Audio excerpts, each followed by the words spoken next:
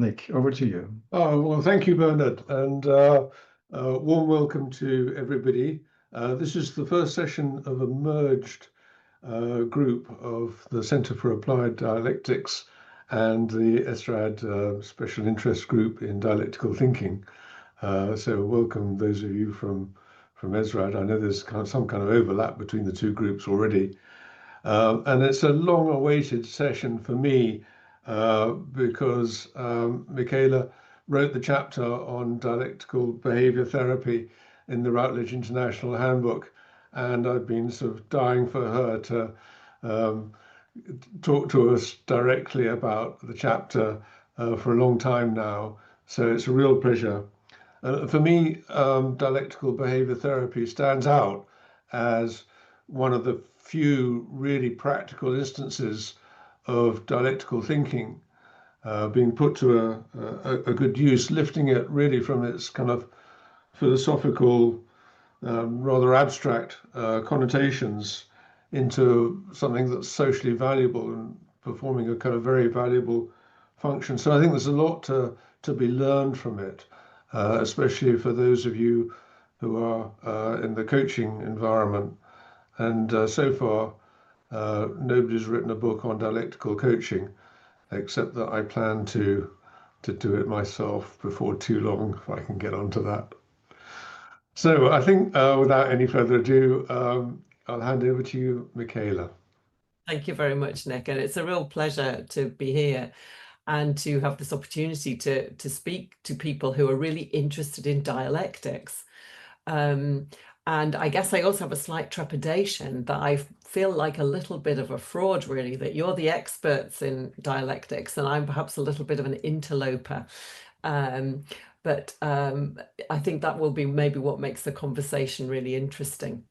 I think I first came across dialectics when I was a master's student. I did a master's degree in the history and philosophy of psychology, of science, history and philosophy of science. And I remember tackling and sort of trying to get to grips with Hegelian dialectics and failing miserably, and being very glad when I left my master's that no longer would I have to grapple with this aspect of dialectics. And then look what happened to me. And I'm sure people from a psychodynamic background might have many things to think about that. But of course, I next came across it, of course, when I learned dialectical behavior therapy. And so this is a treatment which is designed for people who are suicidal and self-harming primarily. And so I do just want to say, because I'm aware that, you know, I'm not speaking to a group of mental health professionals as I normally do, that I am going to be mentioning those things. And of course, we're all humans, and some of these things might touch us very personally, either in our own life or in those of our family or those who are close to us. So do whatever you might need to do just to take care of yourself if that is an issue. And also, if it does raise something, I would also be quite happy to be contacted outside afterwards, if that was, if you thought that would be helpful.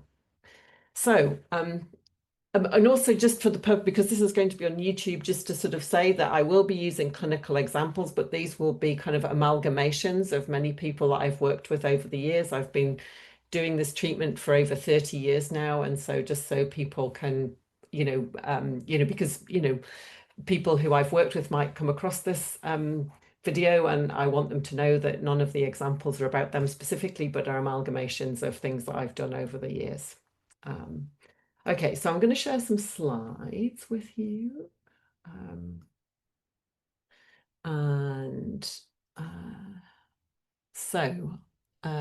me see. Now, are you Michaela, using my presentation? How's about yes. that? Is that yes, better. Thank you. Right. Yeah. Okay. So I always love these Escher prints, because to me they say something about dialectics, but also about something about the process that happens during therapy. It's kind of an evolutionary process of kind of the transaction between the therapist and the client, and the therapy over time transforms who comes into the space. And so I always love these these pictures, because to me they kind of say something about the nature of therapy, and also about the transaction that happens within dialectics. So I always like to start with them. But I'm next going to go to this woman here, who is Marsha Linehan, who was the person who developed dialectical behavior therapy. And in some ways, she, I'm not sure if this is really technically correct, but I think of her in terms of her influence on DBT as being very dialectical.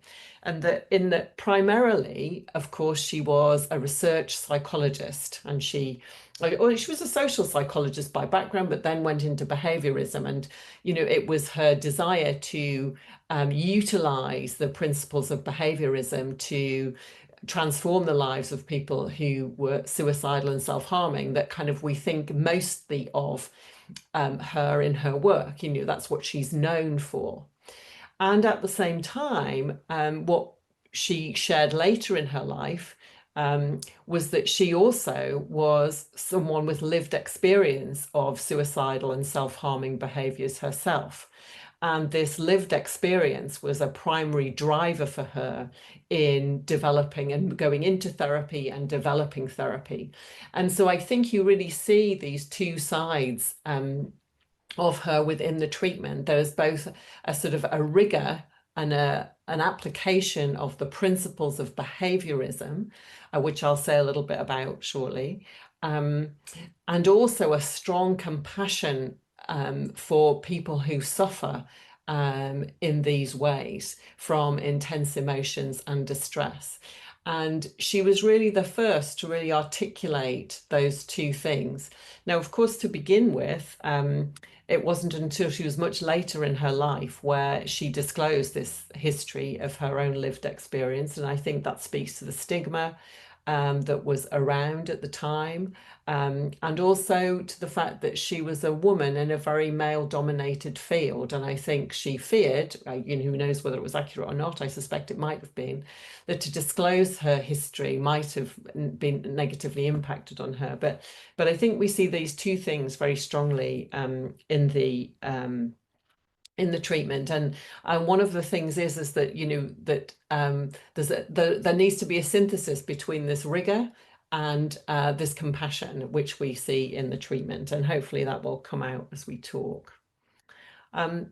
So as I'm not talking to people who work primarily in mental health, I wanted to say a little bit about the problem that DBT is designed to solve before I unpack a little bit what the treatment is and how it's dialectical. As I mentioned, she was very concerned to assist people who were suicidal and who wanted to die, essentially, but then also people who engaged in what's now termed non-suicidal self-injury. So this is where people harm themselves but they don't necessarily intend to die, but they intend to hurt themselves because that performs often an emotion regulation function. And so she set off to try and help people with that problem. And so she wanted to understand and conceptualize how it was that they had these difficulties. And she identified, and this has been subsequently sort of endorsed, one might say, by research, that a central problem for people with these presentations is emotional dysregulation, that they struggle to regulate their emotion. They experience emotions very intensely.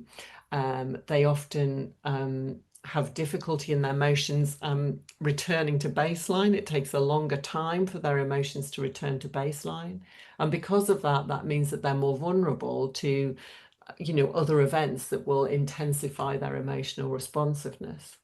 Now, of course, if we think about ourselves and think about our emotional life, if we think back to the last time we were very emotional about something, after a major loss or a disappointment or a frustration, we know that our emotions tend to filter out into other aspects of our functioning. So often our interpersonal relationships are not so great at those times. And for the clients who we work with, often they have a degree of interpersonal chaos because of the intensity of their emotional life, in that they often form relationships quickly, but often struggle to maintain them. And they also have lots of fears about abandonment. And sometimes, of course, they act to try to prevent abandonment, but the ways in which they would do that might precipitate the very thing that they fear. So, for example, they may be fearful that an important relationship to them is going to break down, and so they constantly check in with the person. Maybe they send many text messages, maybe they call them frequently, maybe they constantly are asking for things from that person. And of course, the object of that behavior then really struggles to manage that, and then of course then does pull away, and so the thing that the person fears is kind of confirmed. Also, when we're very emotionally dysregulated, we might struggle to think clearly, and people with these problems, they may at times have paranoid thinking. They may also dissociate, which is where they essentially kind of disconnect from what's happening in the present moment, and they may lose time. They may not be able to remember what they were doing or what was happening to them.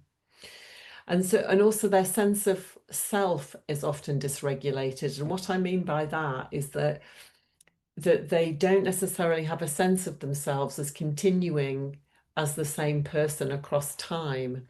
And I think the best way to think about this is, if you're a person who has very strong, intense emotional responses, particularly in the context of interpersonal relationships, and a common thing that might happen in therapy, for example, is that a client might become very attached to you as the therapist and feel that you are a person who really understands them and really can help them. And so they become very attached to you. But then, maybe you say or do something, don't respond the way they hoped. And so then they feel like you really don't get them and you're a dreadful person. And in a way, you've kind of deceived them as being this kind of really compassionate person. And so if you have that experience, if that's your experience, that you come to this therapy and 1 week you feel very warmly and attached to this person, and the next week you feel rage toward them, it's very hard to kind of have a sense of yourself as being the same person continuing in time. Often people also struggle to know what their identity is and what it is that they want from life. And I'll say a bit how these problems develop, which hopefully might kind of contextualize that. And as a result of all of these things, that then suicidal behaviors or non-suicidal self-injury or impulsive behaviors sometimes could be a natural consequence of this, because suicidal behaviors and impulsive behaviors have a very strong emotion regulation function. That if you have extreme intense emotions, cutting yourself or burning yourself can really help down-regulate those emotions. And for many of the people that we work with, the intensity of their emotional experience is such that actually it's unbearable and they're desperate to escape from it. And so these behaviors are a way of kind of regulating. Now, of course, they have negative consequences, and the people who engage in them know that, and they're absolutely desperate. And so that's how these processes kind of persist. So DBT is designed to help with these kinds of problems. And so I'm going to talk a little bit during this talk about how ways of viewing the truth within DBT, which will be very familiar to you. We'll think about the primary dialectic in DBT, which is about acceptance and change. And then also about how this is applied during the treatment. So I'll talk about the transactional model, about how these problems develop, about thinking about walking the middle path, which is the task of therapy. I'll talk about the dialectical dilemmas that we use to understand the problems that our clients have, and also about the dialectical strategies of the treatment. So I just want to say something though about how did DBT become dialectical? As I mentioned, this was originally, Marsha's desire was to do a behavioral treatment. We've got on the right here just a little graphic that that summarizes the 3 big theories in behaviorism. So Skinner dealt with operant conditioning, which is where the consequences of a behavior increase the likelihood of whether the behavior occurs again. And this kind of comes from pigeons in little boxes where they press levers for food. Yeah. Pavlov, I think we all know about Pavlov's dogs, you know, that they, you know, learn to salivate in the face of a bell ringing. And then also social learning theory by Bandura, where we learn by watching people. And so Linehan developed a behavioral treatment based on these big theories, and she started to apply it to clients with these problems that I've outlined. And basically what she said was the treatment blew up. It just didn't work. Is that if you're working with people who've got all of this complexity, this despair, and they wish to die, and you come in with kind of all of these change strategies, it's more than they can bear. It's more than they can manage. And also they just don't think that they can change. They don't have any hope that they could change anything. And so the fact that you're pushing for this means that they just think that the treatment is irrelevant. And so that was what she experienced, is that people didn't come back to treatment. They ran out of the room. They, you know, told her that the treatment was terrible. And so she realized she was missing something. And so she then thought, well, okay, maybe all this change isn't the right thing. Maybe the thing to do is to actually practice acceptance. She had a history of contemplative practice in the Catholic Church, and then also she'd studied Zen Buddhism. And so she thought maybe the thing to do is really to focus on acceptance, not change, but acceptance. Now, when she started this approach with the clients, initially this went down much better. You know, so this is where you're kind of really just validating the client's perspective, that whatever the client says to you, you're really kind of affirming that and helping them accept that. And of course, there are many excellent traditions of therapy that come from that, like Rogerian counseling, for example. This went down much better to begin with. But then what clients started to say, well, hang on a minute, you know, I thought you were going to help me. You know, like, I just feel so hopeless now. You're saying I just have to accept it? You know, well, why would I do that? I've been trying to do that my whole life. And so this is where she realized that she needed a kind of a blend, a synthesis of these two things. Yeah. But I think what was unique about that, because you could say that any therapy is a blend of those two things. It's a mixture of a kind of supportive, affirming relationship and some mechanism by which you're helping people to change, is that what she wanted to do was to hold the integrity of the two positions and not to lose them. And I think the way this is different is that in some therapies where acceptance is important, it's really acceptance in order to get change. Whereas in DBT, it's not. It's acceptance for the sake of acceptance. Yeah. And so this is how it became to be a dialectical treatment. And there's a little kind of story about it, which is that she was talking about this to her secretary one day, talking about, you know, these two different things and wanting to really embrace these two different poles in the treatment. And her secretary was married to a Marxist philosopher, and her secretary said, oh, that sounds like dialectics. And so that was when she went off to look and to research, and where she came across Michael's work and read Michael's work and really imported dialectics into the treatment. Although interestingly, another little story here is that when she wrote her treatment manual, that the publishers did not believe that anyone would buy a treatment manual that was called Dialectical Behavior Therapy. And so actually her treatment manual is called Cognitive Behavior Therapy, and she's the only therapist or treatment developer to have her manual named not after her therapy, but about something else, which in some ways is profoundly sad. But I think it's just where things were at that time. So this is how DBT became dialectical. And so that this is really the main dialectic in the treatment, is change on the one hand, and there's a lot of pushing for change, and also acceptance on the other hand, and really holding to acceptance.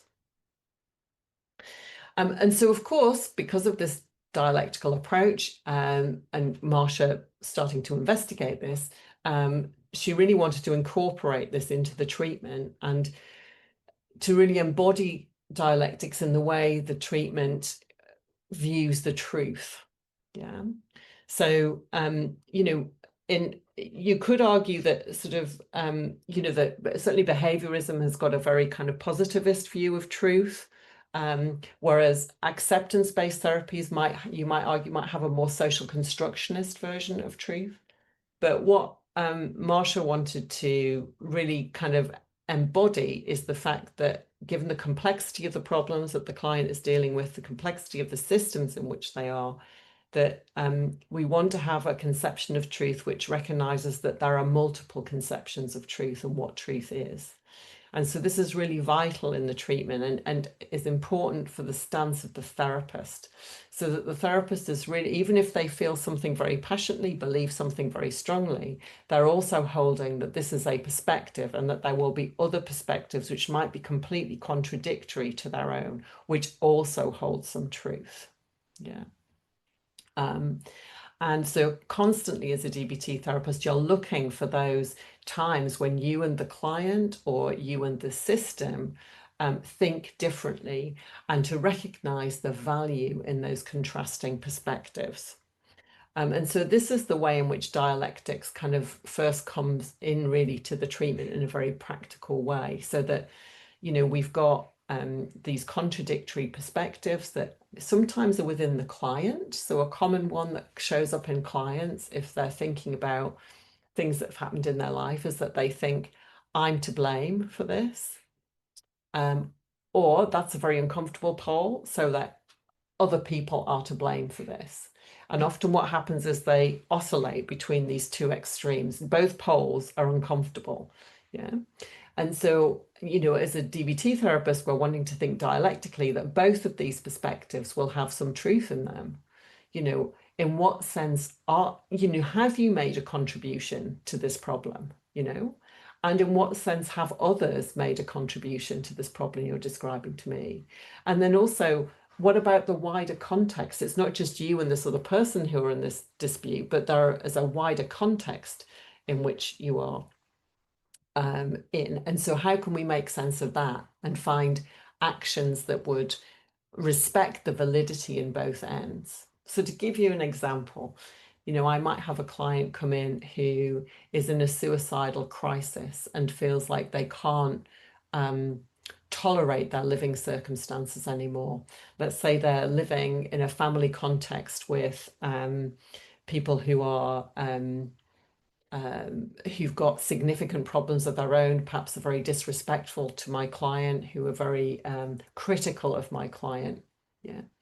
And, I can think of a couple of clients I've had where they've been living in those contexts, and perhaps they've also had to care for the people who maybe have, over their development, have been emotionally abusive towards them.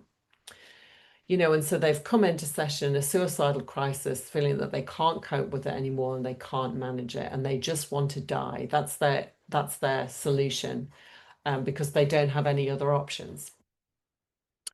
I, of course, as a DBT therapist and as a therapist, I'm always on the side of life, that, in that sense, DBT is not very dialectical. It always is on the side of that, it's better to be alive than dead. So I don't want my client to die, and I don't think dying is a good solution. Yeah. So and sometimes the client might not want to die. They might not want to go into the hospital. They might want to go into the hospital to solve their problems. And I definitely don't think that's a good idea either. And sometimes therapists can end up falling out with their clients over these things, kind of like the clients pull in, I want to die, I want to go in the hospital. And the therapist going, you don't want, no, dying is not a good, you mustn't die, and you can't definitely go in the hospital, and the therapist pulling here. And of course, we all know what happens in tug of war. I mean, these people here are looking very cheerful, but, but someone's going to end up with, lying on the ground with their, in the mud. And that's not what we want in therapy. And so being dialectical, as a therapist, we're going to try and figure out, what's the truth in my client's perspective, that actually they can't stand this anymore, and that the only way to escape is to be dead, or go into the hospital? What's the truth there? What's the validity in that perspective? What's the validity in my perspective that dying is not a good idea and that actually going into the hospital isn't a good idea? What's the validity there? Yeah. And can we find some solutions that respect the validity in both sides? You know, whatever solutions I come up with as a therapist have really got to get that my client is desperate for escape and really doesn't feel that they can cope any longer. So what can I do to help with that? And if I don't really get that and really stand over that side with them, I'm not going to really be able to help them. And of course, sometimes in being able to really ally with that side and really understand that, my client will move to the other side and see some of the validity in my perspective. And then together we have to find solutions that really will respect that. You know, so, you know, it may be that the client, you know, makes an agreement that they won't kill themselves. And I make an agreement, though, that I will give them more support and provide more practical help to them to try to find ways out of this solution. Or I can think of a couple of clients who really wanted to go into the hospital and I really didn't, because if they went into the hospital, typically things deteriorated. That we thought of other ways that they could get an escape, yeah, out of the situation. And so this is you all know about dialectics, but the thing about synthesizing a dialectic is you have to kind of, in a way, it's different to a compromise, because people sometimes think, oh, it's not just a compromise. No, in a compromise, everybody feels like they've lost something. In a synthesis, everybody feels like they've gained something. And so you have to really work with the validity in both perspectives to find those solutions. And sometimes the dialectics happen in treating teams. Sometimes clients with this level of complexity, sometimes the phraseology is people say, oh, that the client splits the team, you know, so that, say, in an inpatient service, you know, half of the team are thinking this person really is a bully. They bully other people. Whereas half of the team think, no, they're a vulnerable victim. They just, you know, they need more help and more assistance. Yeah.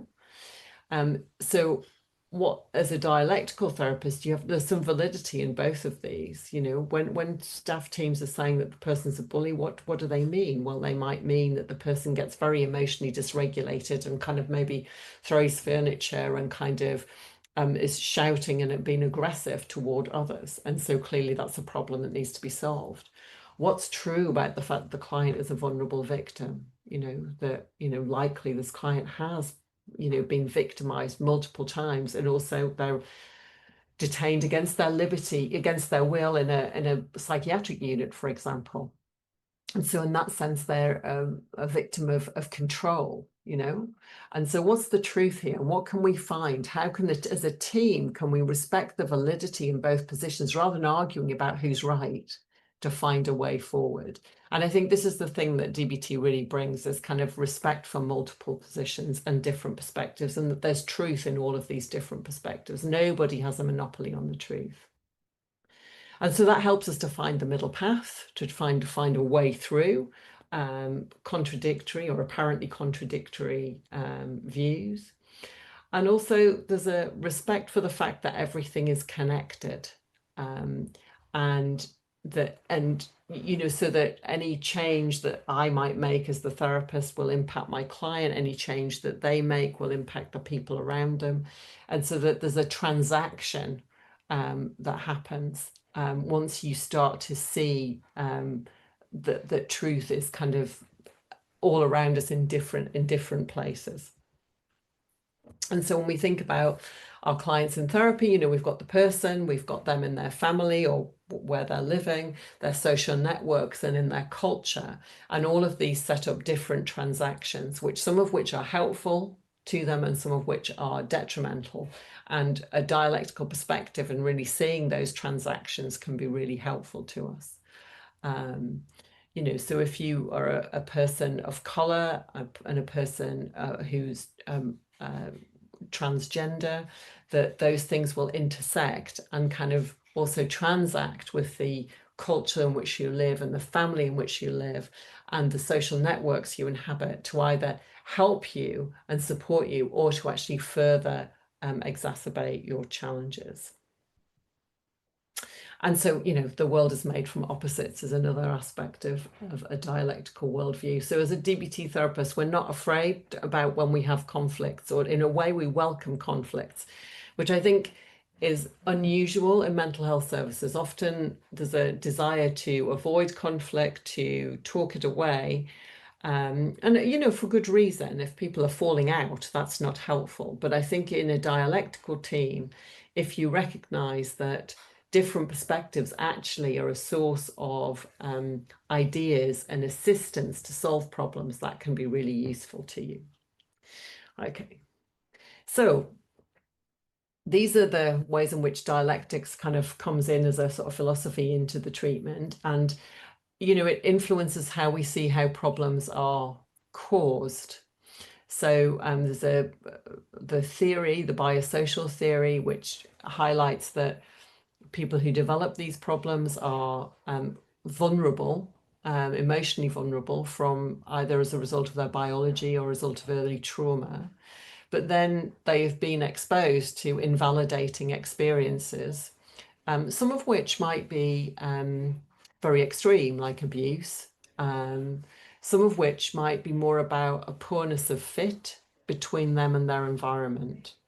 And then you get a transaction in whatever situation. You get a transaction between biological vulnerability and this invalidation from the environment, where essentially the environment says to the person, either directly or mostly indirectly, you shouldn't really be responding in this way.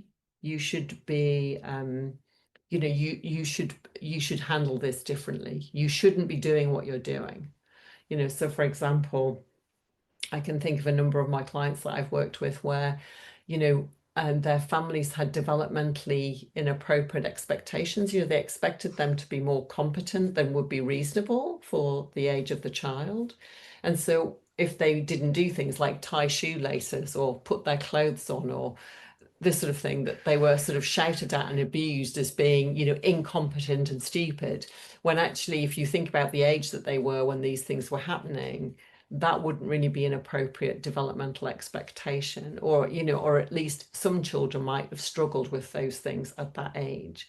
And so what you learn from that, though, is a sort of sense that you are, of course, you know, incapable. And so, of course, that increases your emotional dysregulation, which, of course, impairs your performance further, which then, of course, elicits further invalidation. And so it's these transactions that kind of lead to this emotional dysregulation I was talking about earlier. And so this idea of a kind of transactional process that, you know, kind of iterates over time and, you know, and then kind of can interact not just with the family, but with the social networks and culture comes about. And so what Marshall Linehan talked about were these sort of, they're called secondary targets, but they're also called dialectical dilemmas, which clients face. So the most common one, which comes from this experience of how they're raised, is emotional vulnerability on the one hand, being sensitive to emotions and finding emotions difficult, but also often people have internalized this invalidation from their environments as they were growing up. And so they often self-invalidate, say to themselves, I'm stupid. I shouldn't do that.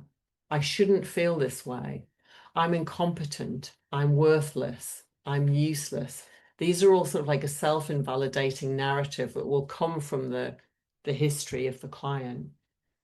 They also often have this pattern where they are, on the one hand, apparently competent. So they can appear very competent in certain circumstances, but it is apparent competence, is that it's not based on genuine skills that they have. It's just they are able to fake it until they make it, except some of them don't always make it.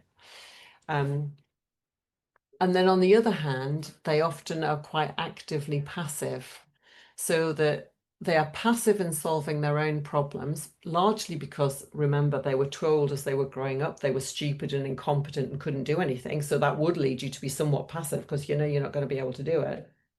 But active in trying to get other people to solve their problems. Yeah. Now, of course, this pattern is sometimes helpful for any of us. You know, I'm very actively passive. When I go to the garage to get someone to fix my car, I know nothing about cars. There's no good me trying to fix it. I need to be active in getting someone else to do it. And sometimes we all have to fake it until we make it. But if you're doing these two things constantly, then this can drive problems that you would be having. You know, and these sort of dialectical dilemmas are kind of the engine that's kind of maintaining the emotional distress and also some of the behaviors that the client is engaging in. Unrelenting crises and inhibited grieving. So the clients experience such intense emotions, they haven't the skills or the capacities to manage them. And so their most common mechanism is suppression. But of course, by constantly suppressing, this often leads to further crises. And so that the client switch, and when they're in crisis, this is of course overwhelming, it causes loads of problems. And so once the crisis is past, they go back to inhibiting because they don't want to be in crisis. And so they're kind of caught on the horns of these extreme patterns. And our task as the therapist is to help them begin to find a middle way between these extremes.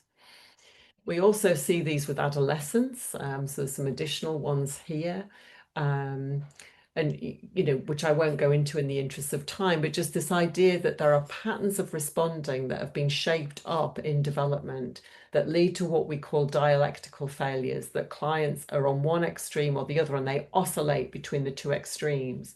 And our task is to try to help them to find middle ways of responding that are effective for them. So I'm just going to say very briefly about, kind of like how we go about this. So this is our kind of conceptualization, that we've got these patterns that we're trying to work with. But our clients have all of these very difficult and challenging behaviors. And so we have to find a way of addressing this. So we do form a treatment list and tackle problems in a hierarchy. So these are just some examples, and we tackle threats to life as at the top level. So here, overdosing, cutting, suicide threats. We then tackle problems to do with kind of getting therapy interfering behaviors, like not attending or not practicing things that happen in therapy. And then quality of life interfering behaviors, which are severe destabilizing behaviors. So on the left here, we've got a client who's got eating disorders and also some symptoms of PTSD. Whereas on the right, we've got someone who misuses substances and has aggressive behavior and non-compliant behavior. And so in the treatment, we work with our clients to agree a set of targets.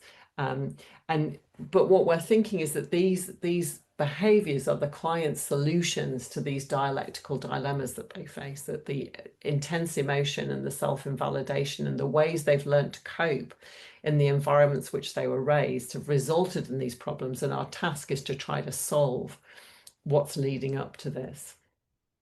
So how do we do that? Well, we use our behavioral skills. And this is just an example. We kind of conduct analyses of these problematic behaviors. This is an example of an overdose here, where we've got a client who sees a Facebook post from a family member. The family member is at a party, which is, and the client's decided not to go because there are people who, were abusive to her at that party. But seeing that Facebook post leads to an increase in anxiety. She then has flashbacks. She then starts thinking it's all my fault and experiences shame. And then she overdoses to get the shame and the anxiety and the flashbacks to go away. And of course, overdosing is very effective at these sorts of things, unfortunately. And so our task, and we can see here that, kind of an ordinary everyday event, and we all have seen social media things that have made us feel mildly dysregulated, but the context for the client leads to extreme emotion. So we've got that emotional vulnerability, and the client's response to that is to self-invalidate. It's all my fault, which leads to further intense emotions. And then the client's solution to that is a problematic behavior, which kind of temporarily resolves the behavior. And so our task as the therapist is really to think about how might we interact and solve these different problematic links in the chain. And so that's what we will focus on, is different methods by which we can do that, and examining over time what the patterns are, and help our clients using different skills and using other strategies from the cognitive behavioral therapy traditions, like helping people assess the accuracy of their cognitions, also assess the process by which their cognitions interfere with their functioning. To help them deal with problematic emotions, we'll also expose them to cues that elicit problematic emotions and help them learn to tolerate that better, and to also change behavioral consequences. I'm not going to say too much more about that because that's a bit too technical, but just to give you a bit of an idea about how we do that. So that's the kind of the content of the therapy, but it's really about this way in which it's done in a dialectical way, which I think is very important. So I thought I'd spend a bit of time just saying something about the dialectical strategies of the treatment.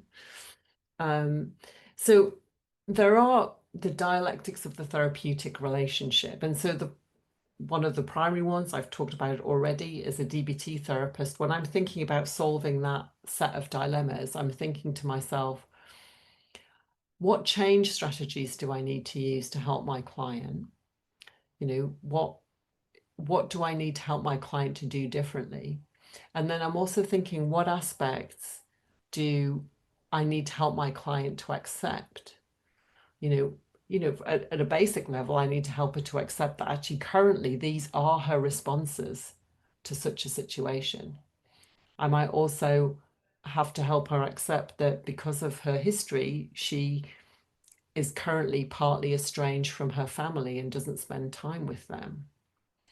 And, to accept that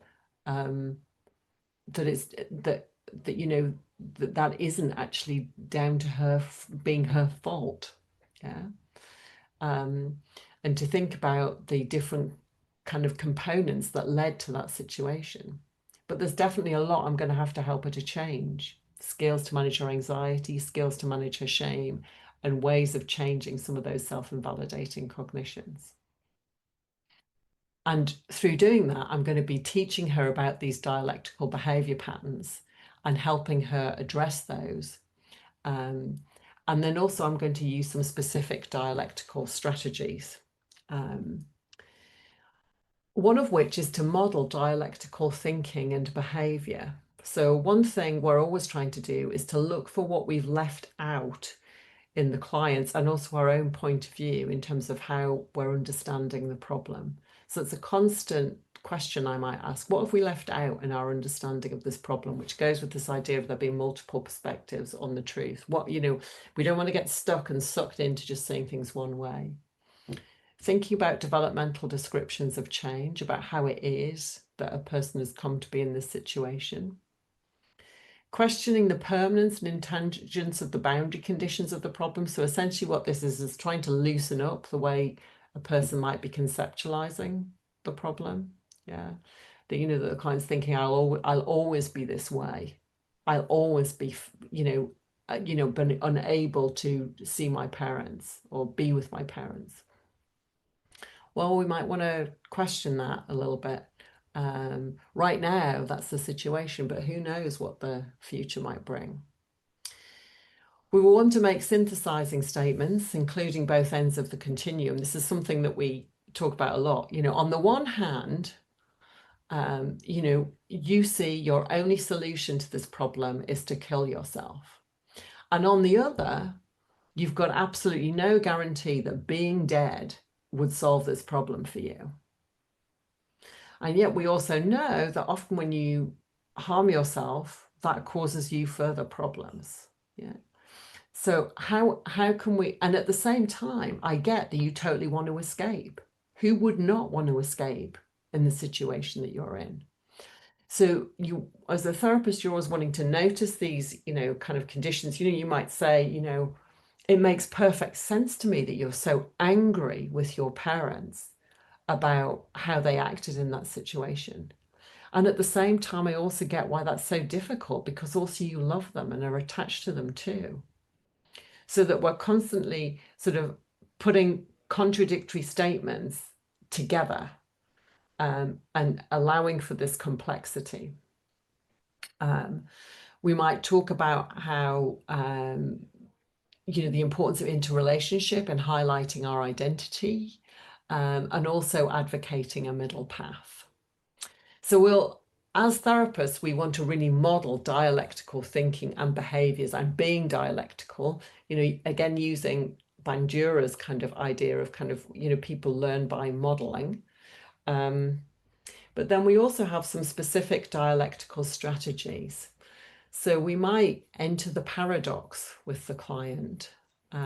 So I can think of a situation where a client became very attached to working with me and very attached to therapy, and was really dreading the ending of therapy, and their behavior was starting to deteriorate. Of course, in mental health services, typically, if you deteriorate, then your therapy is extended. And of course, this is problematic because it often means that then people don't make progress. And so I just said to this client one day, I said, the only way to get more therapy with me is to decrease your dependence on me. And so I just let that sit. I didn't explain it, but just let her sit with that and take that away. I can think of other clients where I've said, the only way to take care of other people is to take care of yourself. Where you have clients who do sacrifice themselves for other people. So it's kind of entering the paradox as kind of a way of highlighting dialectics. To use metaphors, that we tell a lot of stories in DBT that kind of embody the change that we're wanting to see. I've talked, can think of a metaphor I've used on several occasions where maybe therapy is not going so well, and maybe, and maybe the client is thinking that in part it's not going so well because of things that I've done or not done, which of course could be true. This is the thing, being dialectical. When the client accuses you of something, they're probably onto something, But the metaphor I've used is kind of like we're walking on a glacier together, and we're roped together, and like you've fallen down a crevasse. I was leading us, but you've fallen down the crevasse, and now I've kind of got you on the rope, but I really need to pull you up, but I need you to help. I need you to kind of climb up, but of course you don't really trust me because like I got us into this mess in the first place. So sometimes the stories embody the recognition that kind of I have done something and therapy isn't going well. That's the acceptance. And the change side is that the client needs to do something and needs to act in order for things to move. Playing devil's advocate is an explicit way in which we'd really utilize dialectics. This is commonly done at the start of treatment, where the client might come in and they might say, oh yeah, of course I want to do treatment. I've got to improve my life, and I've got to stop these behaviors. And you might say, well, why would you want to do this? Why would you want to do this therapy? Don't you think it's going to be difficult? Why would you want to give up these things? What given that they're so effective for you, why on earth would you want to do that? I'm not so sure why you would do that. Or a client might come in and really want to be dead, and you kind of might say, well, what would being dead do for you? Why would you want to do that? So it's kind of like playing the opposite, playing the devil's advocate. Now, one of the things here is it's really important to embody this dialectically, is that if you just use this as some kind of trick, that's not going to work well for a client. It's really important that, like, it's true, this is a difficult treatment, and the things that I'm going to teach them will help them ultimately, but won't be as quick as some of the things they're doing now. So why would they want to do that? Why would they do that? Yeah. And then extending the seriousness or the implications of a client's communication can sometimes be helpful. You know, taking the client more seriously than they intended. I think maybe like a client who is very distressed about you going on holiday, and you know, they say, well, if if you don't see me another time before you go away, I'm going to kill myself. And you might say, oh my goodness, we can't possibly talk about scheduling sessions if you're going to kill yourself. We better do a risk assessment. So it's like you're taking the client more seriously, or you're attending to that part of the communication that perhaps they didn't intend you attended to. So these are just some. I've just talked about 4 of the dialectical strategies here, but there, as you see, there are 8 of them here. And so that, you know, as well as kind of thinking in a dialectical way and modeling dialectical thinking and looking for these tensions and trying to synthesize them, we also have these explicit strategies. And then I was asked to say something about teaching therapists to become dialectical. I think this is one of the things that's quite difficult. When we are training therapists, we watch their therapy sessions and code them for how adherent they are to the model. And the thing that therapists typically acquire last is the capacity to be dialectical in the moment. Yeah. They can learn to balance treatment strategies, because that's a little bit more of a kind of a protocol thing that you can learn, is that, so that we teach skills, some of which are acceptance-based skills and some of which are change-based skills. So we have mindfulness and distress tolerance skills on the acceptance end, and interpersonal effectiveness and emotion regulation on the change end.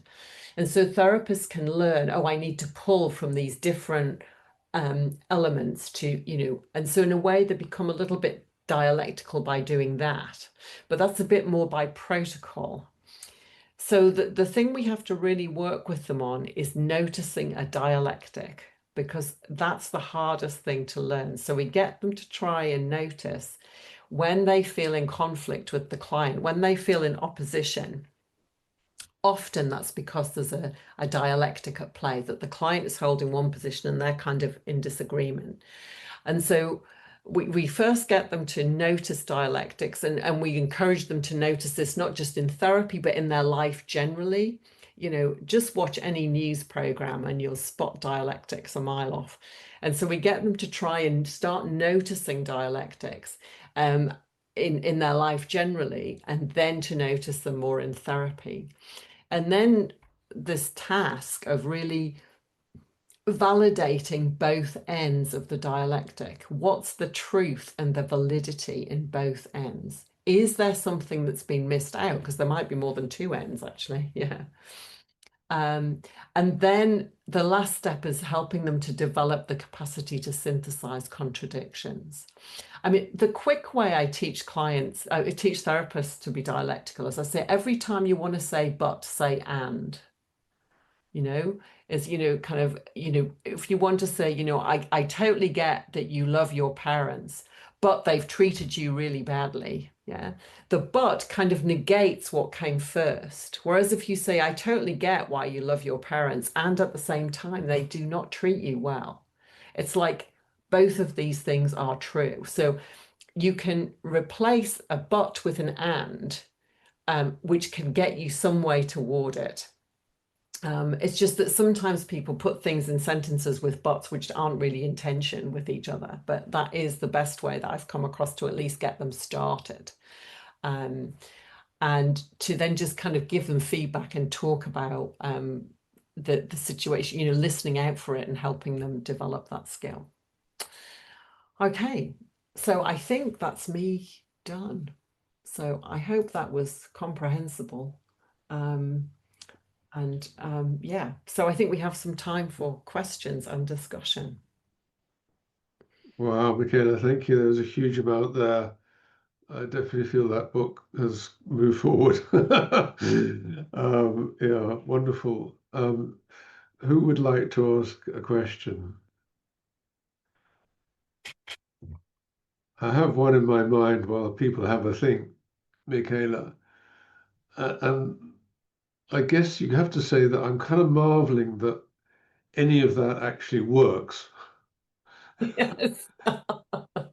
Yeah, I mean, of course, sorry, I'll let you finish your question. Well, I mean, when I think about what seems to me to make it difficult for people to think dialectically, it's because they hold a kind of emotionally charged belief Yes. that something is true and therefore something else cannot be true.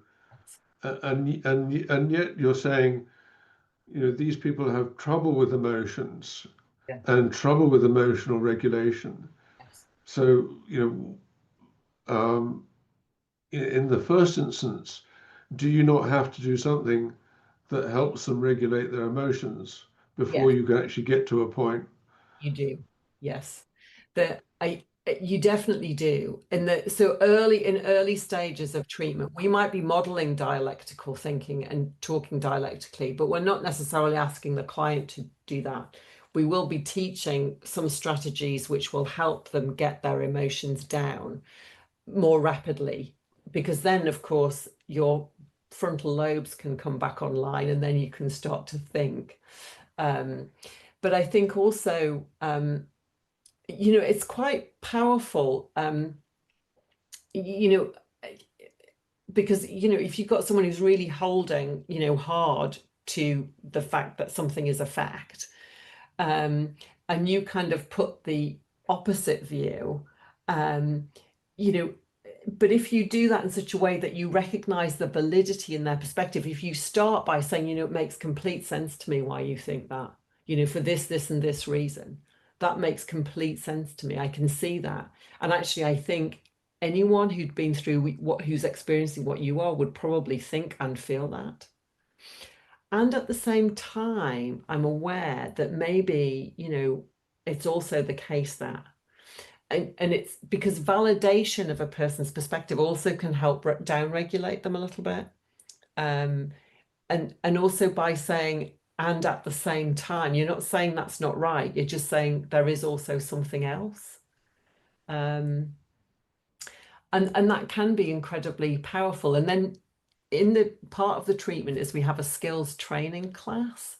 And actually, we do teach people about being dialectical. We actually have lessons on how to be dialectical, and to get clients to look for dialectics in their own life, so that we do try to teach it as a skill.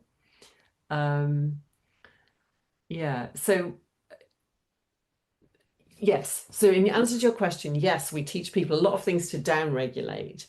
And also we model right from the beginning about being dialectical, and try to help clients see the value in that as they go through. Now, we know the treatment is effective, but whether it's effective because of the dialectics, I don't know. We can't be sure if that's the crucial element. I would like to think that I think being dialectical, I think, is one thing that can help keep the client in the treatment to be able to receive the things that are helpful, even if becoming dialectical isn't. I mean, some of my clients, I've got to tell you, they refer to it as diabolical behavior therapy. And there's some truth in that too, because it is hard going, and yeah. So, but I think also the other thing is, and I mean, I don't know if you find this, you're all dialecticians, right? That once you've embraced dialectics, sometimes it's one of the things that frustrates me is that I can't hold on to my position without seeing that there's some value in the other side. And sometimes I just want to be completely irrational. And I think also sometimes clients say that in a way they like that because it helps them to be more regulated in their life. And also it's sometimes a bit frustrating. We maintain the dogma that dialectical thinking is the antidote to dogma. Yes, no, exactly. It is. And there's just an absence of it, it seems to me, everywhere. I think it's getting worse, but I think it's just so helpful in the context of therapy. in helping people who essentially they've been raised with a dogma that they were at fault and they were bad. And what we're trying to do is to kind of undo that and to, recognize the impact of that on them and also become free of it. Yeah. Is there something in the client that you can recognize that would signal to you that this person would be particularly responsive or this person wouldn't? Well, I think what we try to do at the start of treatment is not really to make any of those judgments so much because we can't really be sure, I mean, there is work looking at whether or not some predictors of what makes a good outcome, but again, that works very in its infancy. So, what at the start of treatment, what we try to focus on is what would a person's life worth living goals be? Like, what would they, if they didn't want to kill themselves and they didn't be doing all of these things and they didn't feel so badly about themselves, what would they be doing with their life? And we try to get that clear, and then we work on developing commitment to what's necessary to get them that life. And so, I've seen people who were extremely dogmatic and, like right at the start, who have really taken to it very well. So no, I can't. It's really, this treatment won't work though for someone. There's got to be a bit of a sense that they've had enough of where things are and they want something to be different, even if that's just a tiny little shoot. That has to be a little bit of a shoot. Yeah. If they just want to come and talk to me each week about how terrible things are, this is not going to be a treatment for them. It's too hard going. There's too much push for change. Yeah, no, definitely. That's definitely it. And when working particularly with young people in DBT, that's what we're trying to get them to be able to see, is to hold their perspective about their curfew and whether they want to hold it, and if not, why not? And then what's the parents' perspective and can they see that? So yes, definitely. Yes. Yeah. Great. Michael.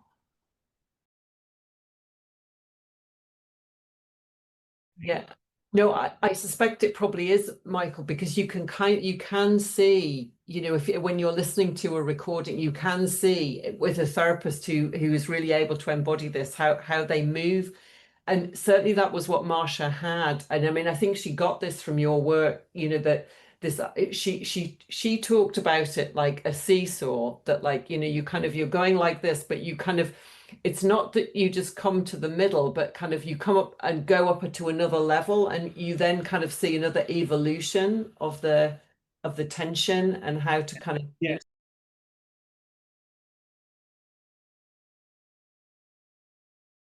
I think dialectically she would say it is behaviorist and it's dialectical and it's Zen Buddhism, that there's some of each of those things in it. And also, of course, there are,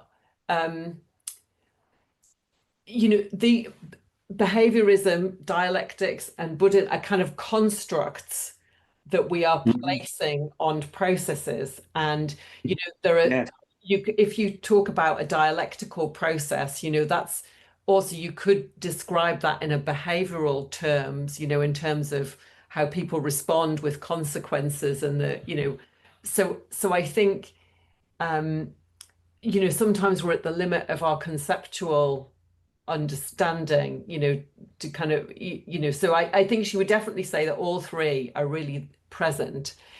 And I think you could describe each of them in terms of the other if you really wanted to do that, because there are ways in which, for example, Zen Buddhism, which influences the acceptance element, has some elements which are very similar to, say, to behaviorism. So, for example, if you go to a Zen monastery, no one will tell you what the rules are. They won't tell you, oh, you have to be quiet at this time, or you have to do this. you will learn the rules by just what you see happening. So by social modeling, and also by direct contact with the contingency. So you can kind of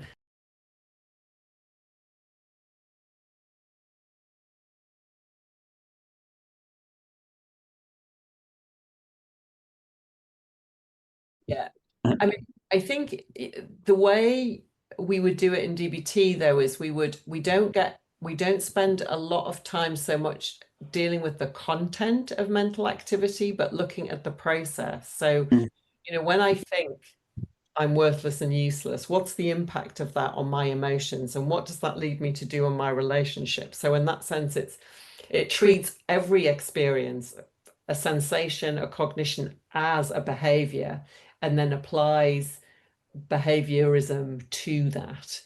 And I mean, I guess that could be one. DBT is a treatment for people who are really struggling with behavioral control. And Marsha Linehan always envisaged it as something that would help a person get to a point where they were in control of their behavior and in control of their emotions and their thinking.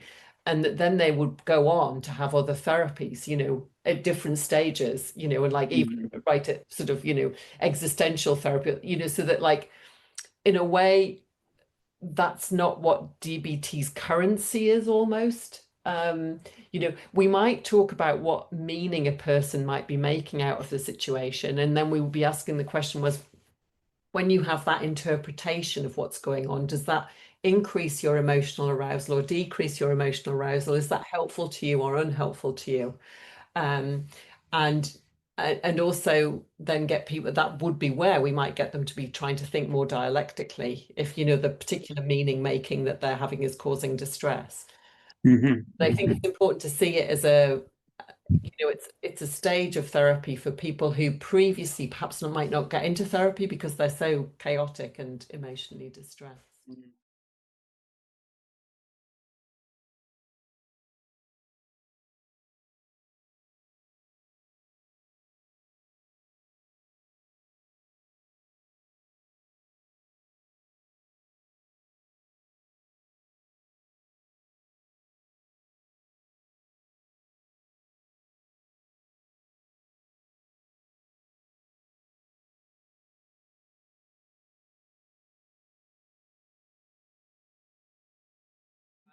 It's very interesting what you say about development. I mean, I think these problems that often get labeled as either borderline personality disorder or emotionally unstable personality disorder, they do occur, they start earlier, in adolescent development, at a particular developmental stage, and, are kind of born out of an absence of appropriate developmental support and context, where, a young, I often say, like a young child, if they have, say in school, someone has pushed them over and stolen their lunch money, they don't come home and sort of tug on their parent and say, excuse me, sensitive caregiving parent, I've been bullied today in school and I'm experiencing situationally determined anxiety. That's not what they say. They come home and you see in their behavior that something's wrong, and it takes a sensitive caregiver to disentangle that and help the child make sense of what's going on. And the people who end up in this treatment have never had any of that. And so I think this sort of idea of a link with a developmental stage, does make a lot of sense, is that those key developmental supports were often missing. And also, it's not just that they were absent, although for some people they were absent, but also something else was often there in its place, which was much more problematic. So I do think it's very interesting. Yeah. Thank you. Thank you, Michaela. There was a couple of comments just in the chat. I think Navabita asked, is DBT particularly effective for any specific group? It's a bit like my question. Yeah. And José's said it's important to know what works in DBT. Is it the use of dialectical thinking? Is it increasing the appreciative power for diversity. Yeah. The suicidal patient is probably someone that wants a solution before facing and understanding that everything is in movement. Yes. Yeah. So I think first of all, in terms of who is DBT most effective for, the best evidence for it is for adults, particularly adult women who've had this diagnosis of borderline personality disorder and who are suicidal and self-harming. There's also quite a good piece of evidence, good evidence for young people now who have got these patterns of emotional dysregulation and suicidal and impulsive behavior. So those are the groups for whom it's most beneficial. Because it's focusing on emotion dysregulation,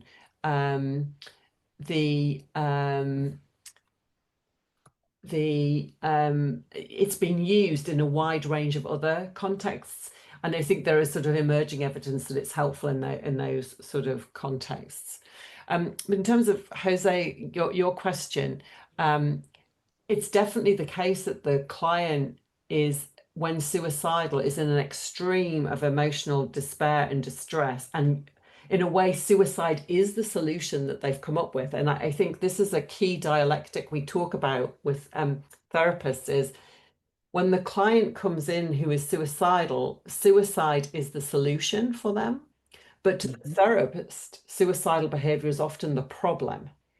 And this is sometimes where there can be disagreements, but where there's a lack of understanding. And so, like, we have to really validate both ends of that, that suicide, thinking about suicide and planning suicide and engaging in suicidal actions is a solution of sorts, and it's also problematic. And so in a way, what we can commend the client for is they're right, a solution needs to be found. When you're that desperate, a solution needs to be found. Get that they're trying to find a solution. And so it's trying to sort of synthesize those two things. But I agree, at the start, they just like want you to, look, I just want to die. Stop talking to me about this. So that's why we have to do this work to, obviously build the relationship, but to build a relationship which is trying to connect with what it is that they want out of life.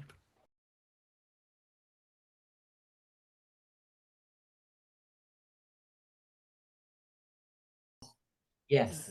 Tension. Yes. And so that's in the teaching, because I didn't say much about this, but the treatment itself consists of a weekly individual therapy session and a weekly skills class, which lasts for about 2 hours. And in the skills class, we teach a lot of new skills and strategies about how, and this is a bit of a dialectic in itself, actually. So in the skills class, the thing we're focusing on is teaching new skills, new capacities. And we don't spend a lot of time thinking about the client's personal issues other than how they try to apply the things we're teaching them each week. Whereas in the individual therapy, we focus a lot on understanding and analyzing the client's personal circumstances. So there's a sort of there's a tension here between the two, and the individual therapy draws on all the stuff that we're teaching about skills and strategies to help with that. X is the solution, what's the problem? And it's kind of like, so what's the problem that we need to solve together? Your solution is dying, my solution is something different, but let's together turn and look at what the problem is that's leading to both of these things. Yeah. And I think that's one of the skills that we teach right at the start, which has its origins in Zen Buddhism. It's called wise mind, which is the idea that we all have like a rational and logical mind, which is useful for many things. Exactly. Yeah, but we also have an emotion mind, and our emotion mind is also important for many things. It's telling us something important. About survival, about, social groups, and, emotions communicate something to us. And so we're trying to find a synthesis of rational and emotion mind to find our wise mind, which is where you both know something with your head, but also with your heart, where you feel that this is the right course of action. And of course, when many clients come into DBT, I get them to draw this out. We have this lovely sort of beautiful Venn diagram, with two perfect size circles overlapping. But what I get my clients to do, often for them, they have this enormous emotion mind, and then this really tiny rational mind, which is also somewhere off over here, which doesn't kind of connect with their emotion mind. What we're trying to do is to help them be able to have more of a sense of control and managing their emotion mind, but also broadening and growing their rational mind, but making sure it doesn't lose contact with its emotions, because that's what the origin of apparent competence, for example, where a person kind of cuts off from their emotional response in a situation, but just kind of goes through the motions because they're not connected with their emotions and their rational mind. And I think this is something unique about DBT. I mean, of course, maybe it's not, but it's, I think, different from cognitive behavior therapy, because in cognitive behavior therapy, it's almost like the idea is that you've got to get your rational mind to kind of like overpower your emotion mind and keep it under wraps. Whereas in DBT, we're really wanting to listen to our emotion mind and hear what it has to say, and also listen to our rational mind and see if we can kind of bring these things together, because none of our important intimate relationships would work if it was all about rationality and logic. Like, emotions matter. Yeah. Michaela, we're starting to run over, so I don't want to hold you from the rest of your evening. But will you permit me one last question? Yes, absolutely. I mean, we've had a few references to this adult development process, and moving from one stage to another. I wonder if you've noticed within yourself or within the people that you trained, any strong development emerging from the kind of training and thinking that you've been doing around this particular subject. Because one of the rationales we have for CAD is that in order to bring dialectical thinking into the world, you need to teach teachers to teach dialectical thinking. So that's, I think you're at the forefront of doing some of that. I mean, I think for those people who really engage with it, who really, rather than thinking of it as something that they just do in therapy, they've got to, put ands instead of buts because that's what they're told to do. But for people who really engage with it and actually it spills out and it becomes a way of being, and I think it is very transformative. And I think certainly that's been my personal experience and of other people who are in the positions of training. And I think, I get that sometimes in feedback from people, therapists that I've changed. It's really transformed the way I see things and I see the people that I work with. And I think also, just realistically, sometimes in the training that we're doing, some people, depending on where they're coming in, that they're having just difficulties grasping the components of the treatment, and kind of getting to that sort of really being able to work with dialectics is something that would perhaps come later and doesn't have such a transformative effect as we might hope it would. Yeah. Thank you. That's great to hear. Yeah. Well, I think if there are no further questions, we'll wind up. Bernard, would you like to make a closing comment? And then we must thank Michaela.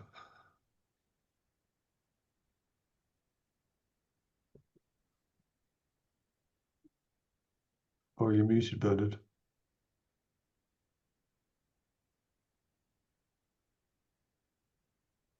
I'm sorry.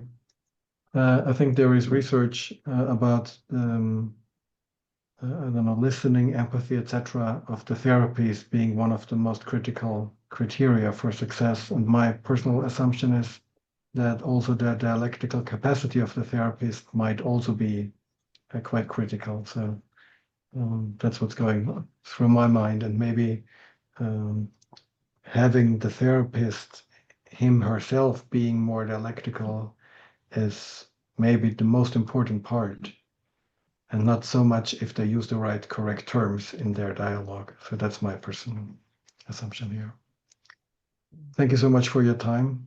Nick, maybe you want to close the content of the session, and then I will make a preview to our next meeting. Well, thank you, Bernard. Thank you so much, Michaela.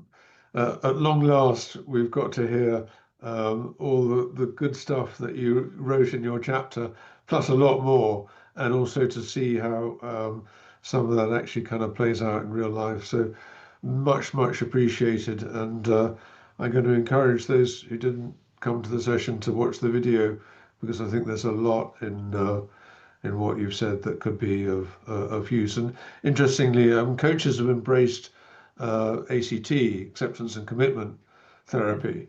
There's clearly some overlaps there. There is, yes. Yeah, yeah. So thank you so much. It was a pleasure. Thank you very much for the invitation. Let me point your or draw your attention to our next salon, which is on September 9th. I posted part of the description into the chat. Danila Medvedev will talk to us. He was a participant in one of the salons and asked interesting questions. And so we asked him if he wanted to share something. He apparently is part of the transhumanist movement that you may be aware of.